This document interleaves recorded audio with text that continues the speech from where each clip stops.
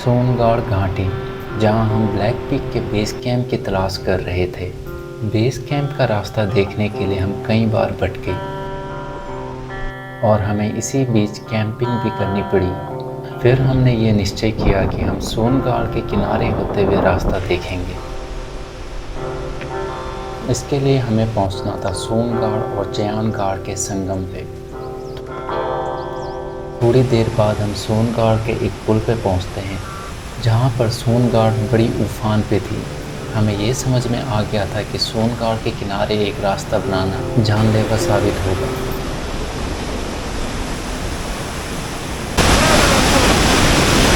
फिर हमने plan B यानी कि बंदरपूंछ की तरफ निकल गए। बंदरपूंछ के लिए चयानगाड़ घाटी से होते हुए ट्रैक करना पड़ता है, क्योंकि हमें बंदरपूंछ बेस कैंप का कोई रास्ता नहीं पता था और ना ही हमारे पास कोई रूट मैप था। इसलिए हमें बार बार सामान रखकर इधर उधर रेकी करने जाना पड़ता था। चलते चलते हम पहुंच जाते हैं एक पत्थर के पास, जिससे हमारी उम्मीद बढ़ जाती है। इस पत्थर पे बंदरपूंछ पे समिट करने वालों के नाम लिखे हुए थे। लेकिन थोड़ी देर आगे जाते हुए हम एक घने जंगल में खो जाते हैं। यहाँ पे हमें दूर दूर तक रास्ता नहीं मिलता है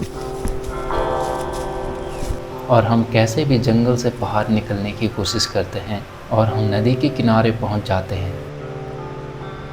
ये थी चयानगाड़, जो पूरी तरह से बर्फ से ढकी हुई है। ये बर्फ की परत इतनी मोटी है कि इसके ऊपर चला जा सकता है। किसी किसी जगह पर यह परत अगर पतली या कमज़ोर हो तो नदी में गिरने का डर बना रहता है। ये स्नो ब्रिज हमें काफ़ी आगे तक लेके जाती है। ऐसा लग रहा था कि ये स्नो ब्रिज विंटर में आए एवलांच से बनी है। यहाँ से हमें जंगल यानी बुग्याल का रास्ता मिल जाता है।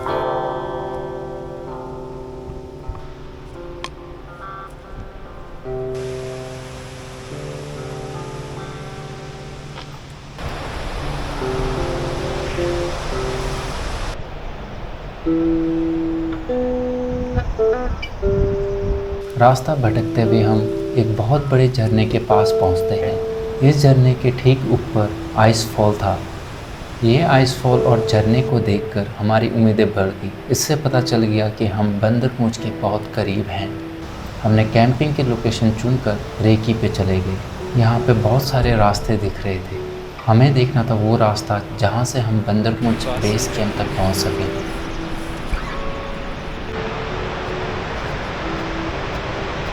थोड़ी देर बैठने पे लग जाएगी ठंड। ये बगोरी वाला। लेकिन कोहरे की वजह से हमें ज़्यादा दिखाई नहीं दिया और हम अपने कैंप साइट में वापस आ गए।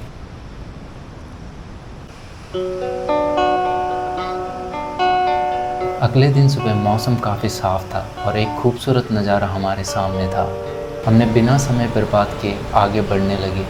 हमें ये नदी चयानगाड़ पार करनी थी।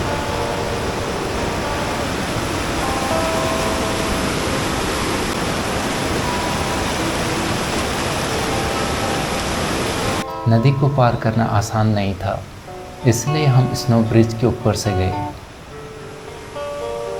स्नो ब्रिज के ऊपर चलना खतरनाक हो सकता है, लेकिन इसकी लेयर काफ़ी मोटी और स्टेबल लग रही थी। नदी पार कर हमने चढ़ाई शुरू की और थोड़ी ही देर में हमें बेस कैंप दिखाई दिया।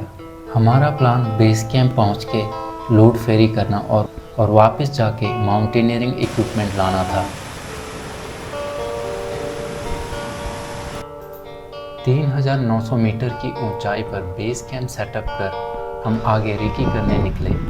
हमारे लिए ये बहुत ज़रूरी था कि हम आगे का रूट देख के जाएं, क्योंकि बंदरपूंछ पे बहुत सारी टीमें नहीं आती हैं, तो यहाँ पे स्टैंडर्ड रूट देखना मुश्किल हो सकता है और ज़रूरत पड़ने पे हमें अपना रूट भी बनाना पड़ सकता है। बेस कैंप के बाद एल्टीट्यूड काफ़ी तेज़ी से बढ़ता है।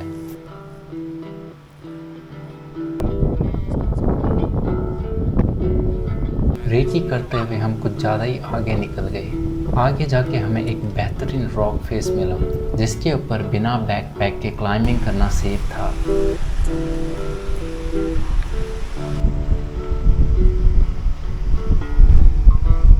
इसी तरह हम पहुंच जाते हैं टर्मिनल ग्लेशियर पर, जहां पे ग्लेशियर आके ख़त्म होता है। ये लगभग 4800 मीटर की ऊंचाई पे था। इसके आगे बढ़ने के लिए हमें माउंटेनियरिंग इक्विपमेंट चाहिए, इसलिए हमने वापस जाने का प्लान बनाया।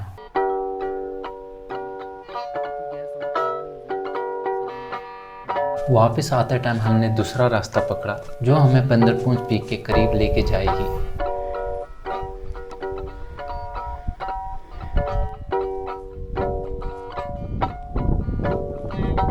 कोहरों और बादलों के बीच ढका हुआ था ये वाले बंदरपूंछ। एरिया दोनों का अप्रोच मिल जाएंगे।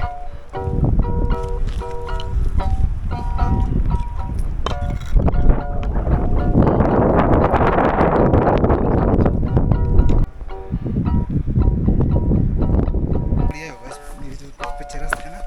हाँ तो रॉक क्लाइंबिंग बेहतरीन जगह है। नीचे आते वक्त हमें कुछ रोप्स मिली। ये पुराने एक्सपीडिशन टीम ने यहाँ पे छोड़ के गई थी। मैं वही सोच रहा था, इतनी महंगी रोप कौन छोड़ सकता है। ये सामान हॉल कर रहे होंगे ना ये लोग। ये रोप्स हमारे काम की नहीं है, लेकिन इन रोप्स की मदद से हमें ये पता चला कि ये एक एडवांस बेस कैंप है और यहाँ से नीचे उतरते वक्त हमें सही रास्ता मिला। ये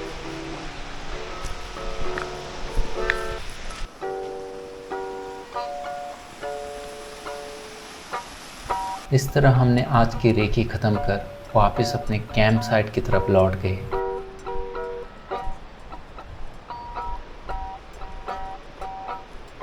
कैंप साइट पे आके हमने थोड़ा आराम किया और कॉफ़ी बनाई।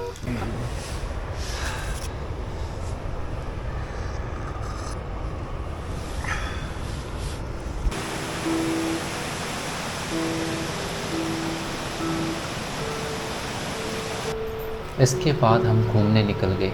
हमें दूर से कुछ घोड़े और बकरी वाले दिखाई दे रहे थे, तो हम उनकी तलाश में आगे बढ़ने लगे। हमें बकरी वाले तो नहीं मिले, लेकिन एक बहुत खूबसूरत बुग्याल देखने को मिला।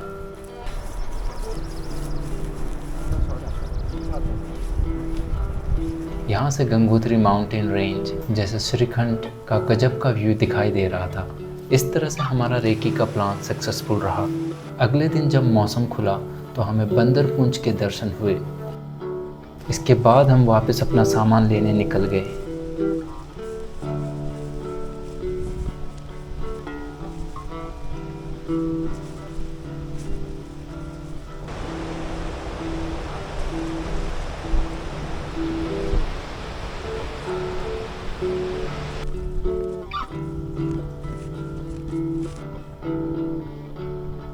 वापस जाते टाइम हमने फिर एक नया रूट ढूंढा। हम तेज़ी से वापस गए और लगभग हमें 5 से 6 घंटे लगे।